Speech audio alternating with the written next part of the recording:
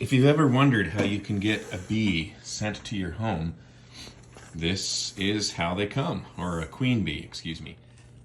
Open up the envelope, and in here they have the little container velcroed to the side of the envelope. So we'll take that out. So there you go. She is in there. It looks like they've put 4 attendant bees in there with her just to take care of her. This little portion here is plugged up with candy, with a fondant candy. And over the course of a week or so, the bees will eat out that fondant candy.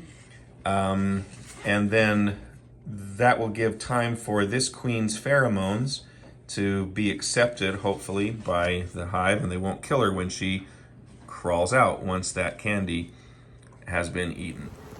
Okay, so I don't know if you can tell, but this is a very agitated hive. Really noisy. And what I've done is I've gone through and I've looked for any queen cells, and I've removed those. I still can't see the queen, so I'm pretty sure she's gone, and there's just very poor brood at this moment. This is the best brood frame that I found, and as you can see, it does not look good. I mean, we've got capped brood every now and then, but what you want to see is like the whole thing pretty well just full. So what I'm going to do is I'm going to take this brood frame, because it does have some brood, and I'm going to take the queen there in her little cage, and I'm going to use a rubber band and rubber band it to this frame. So here you go. I've put the rubber band on, and I slipped the little queen box in there, and I put it sideways so that it doesn't melt, the candy doesn't melt, drain out, and the queen escape too early.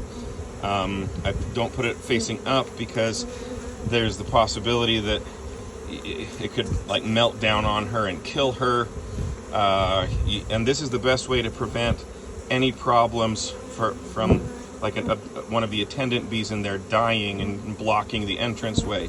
This way, when it's in the hive, once all that candy is eaten out, she can escape, and there's less likelihood of being trapped inside and dying. Hopefully that does what we need. Hopefully she is accepted and gets going and evens out that hive. I don't know if you could tell, but one thing I've learned is agitative hives are noisy hives. And they get agitated at different times and in different circumstances.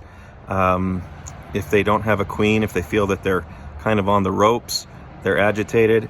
And then if you come in and start bugging them while they're already queenless, they get really agitated. And that shows up as noise. They're really noisy. That was a very noisy hive. So hopefully they'll calm down now. The queen that I installed, interestingly, is, it was marketed as a Varroa resistant queen. So a mite-resistant queen, resistant to the Varroa mite. And there are some initials for it. I can't remember, something about Varroa resistant hygiene or something, VRH.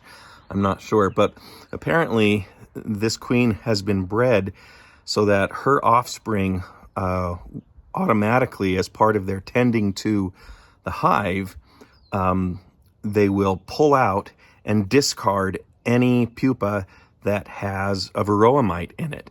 So it reduces the likelihood of having a Varroa infestation in your hive.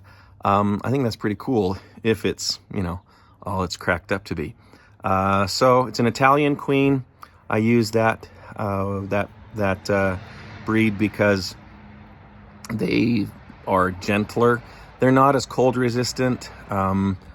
If I lived further away from people, not in a neighborhood, I'd probably get Carniolan bees because they're more weather resistant, and we have cold winters here.